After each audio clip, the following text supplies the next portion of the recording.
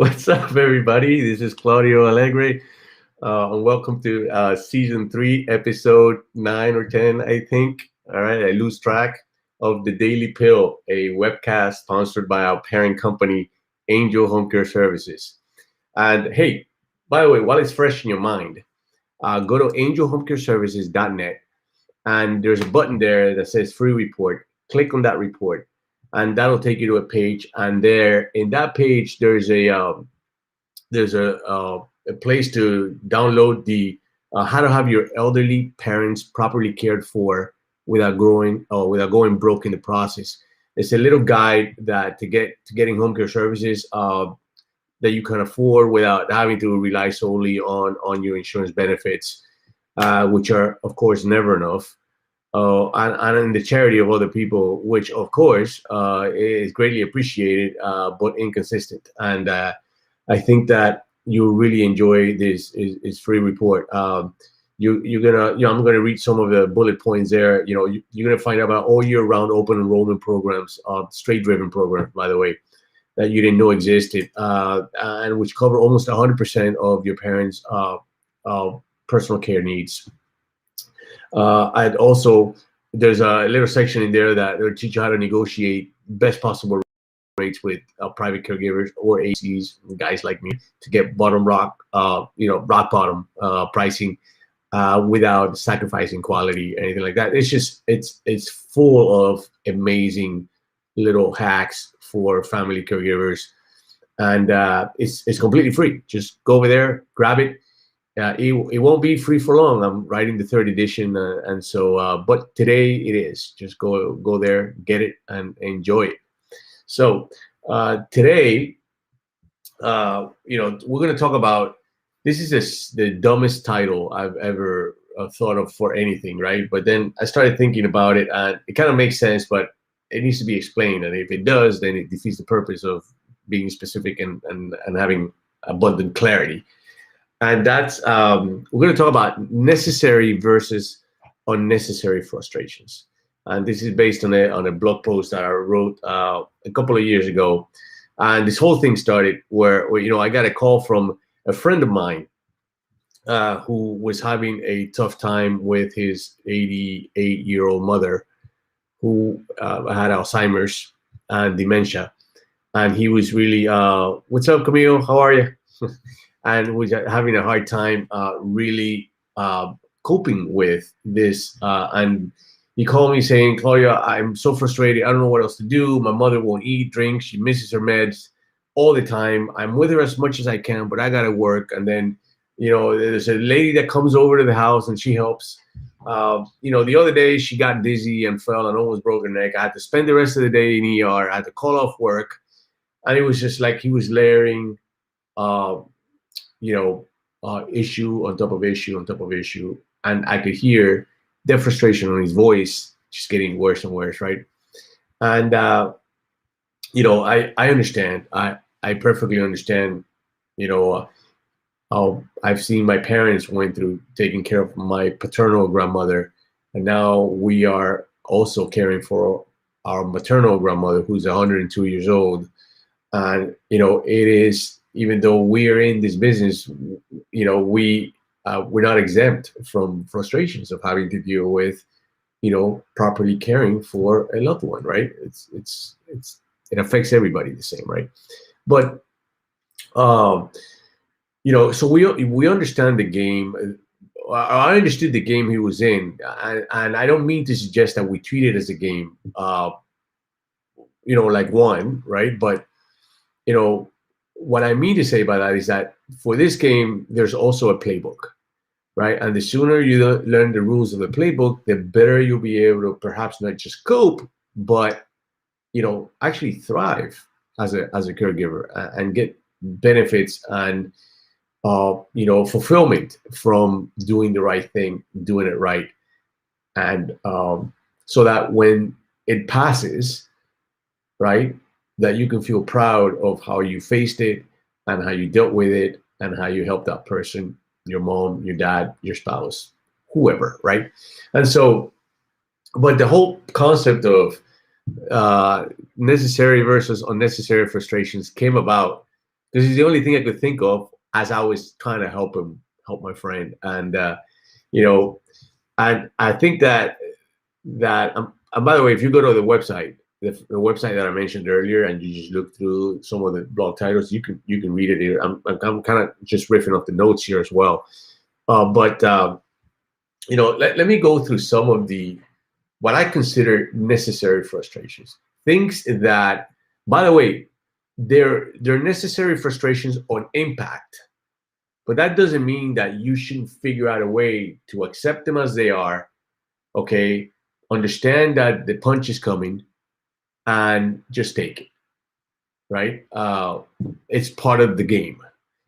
If you do that, if you know it's coming, it'll be better when it gets to you, right? Because you already know what to expect. And if it happens enough times, you'll be fine.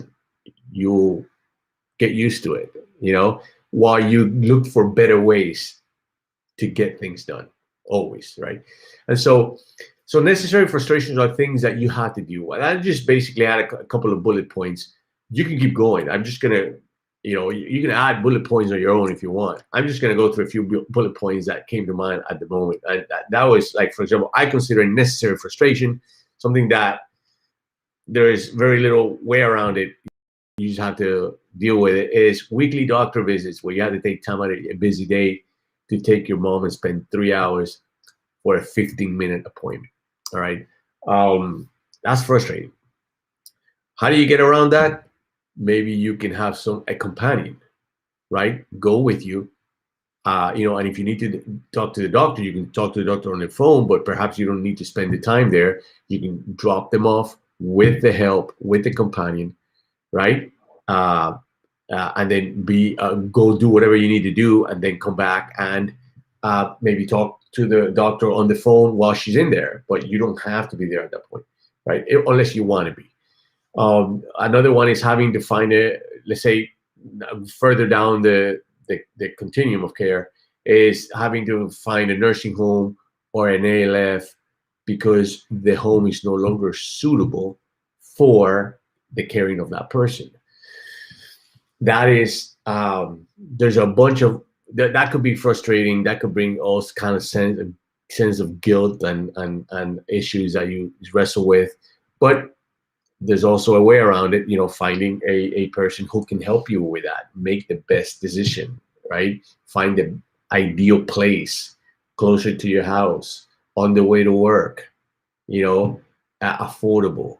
There's people that all they do is that I think they're called placement coordinators. I know a couple, right? And when I get a family wanting to know how to do X, like in terms of placement, I just put them in contact with somebody. Problem solved, right? Getting denied insurance coverage for things like help with daily personal care, companion, homemaker activities of daily living. That is super frustrating because you need what you need, but you're not getting the coverage from the insurance, which means you may have to come out of pocket. There's a few strategies there, which, by the way, are in the book that I mentioned earlier. Go back there, grab it, right now. And so extreme sundowning events that could keep you awake for days on end, right? Like there's nothing more frustrating than not being able to sleep and get rest because you're caring for somebody else. It's the easiest, fastest, most efficient way to burn yourself out, right? Again, there's a way around that. Find and get help, right? That can care for that person at night while you get some sleep, because you got to work the next day, or you got to function, right? So, and then of course dealing with the emotional weight that comes from just caregiving in general, right? And there's nothing wrong with being frustrated. What my friend was doing was he was layering, right? He was becoming part of the problem, not the solution. And usually because of the situation, caregivers, it's very easy to fall into that victim-like mindset where it's you against the world. No one helps you. It's getting worse, and it's very difficult when things kind of start stacking.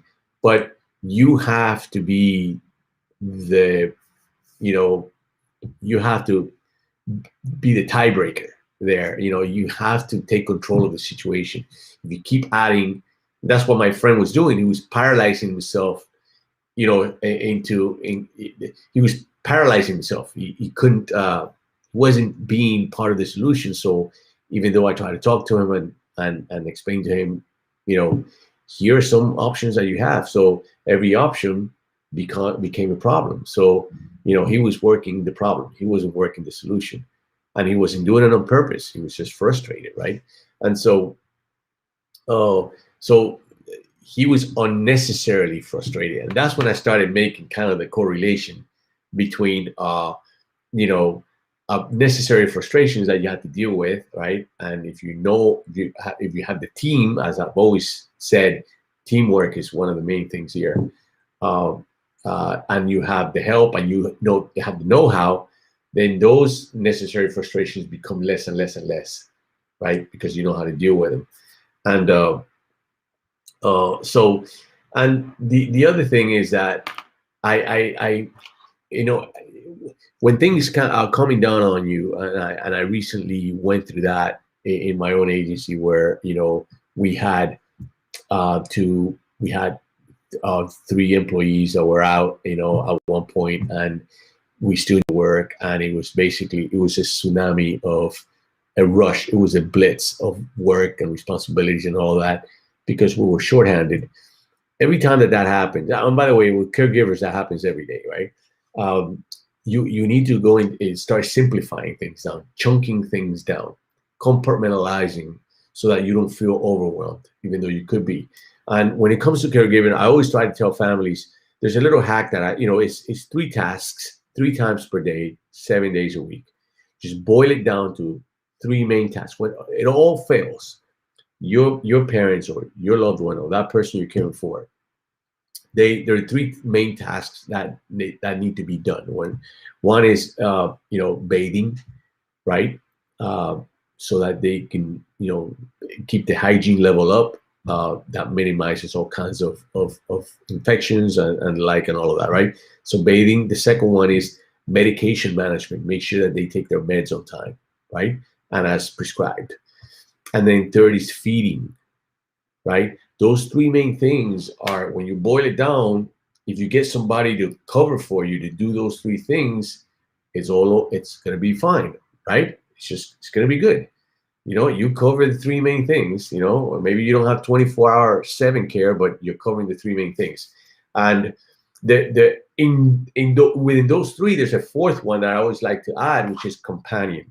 Because when you got those 3 things covered, they still cannot be left alone, right? So companion is actually a certain level of companion is probably a 4th one that you need to add there. But if you compartmentalize that, then you simplify it and you just realize, okay, you know what? I really need somebody to cover 4 tasks on a daily basis. And if I can do it, they can do it on a daily basis. Maybe I can do it, they can do it 3 times a week and I cover the other 4, but I'm getting a break, you know, for a few hours, you know? And so bathing, medication, feeding, and companion. Those are the things that I see families struggle the most with. And of course, in the book that you're going to download, when you go to Angel Home Care Services and you click on that button, there's a bunch of other things that you can do, a bunch of other programs that you can apply, because there are programs, the state-driven programs that can give you those hours, right, for agencies and aides to come in through those programs, as long as your loved one is eligible for it, right, to go ahead and apply for them. And then, of course, there's always the option of coming out of pocket for a few dollars, right? It's not that expensive to cover those basic things privately, right? It's not really that expensive.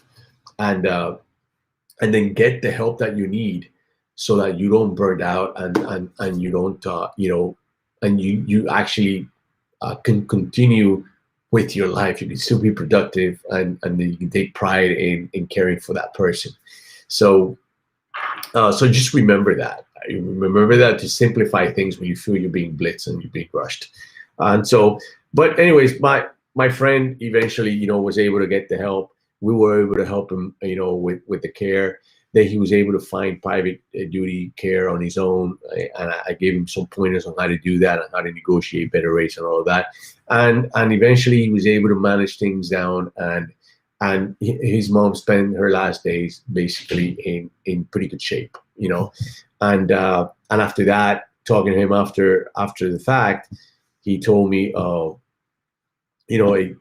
thanks for the advice.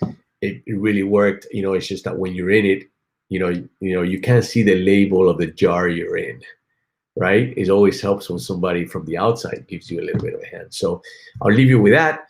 And I really appreciate you showing up.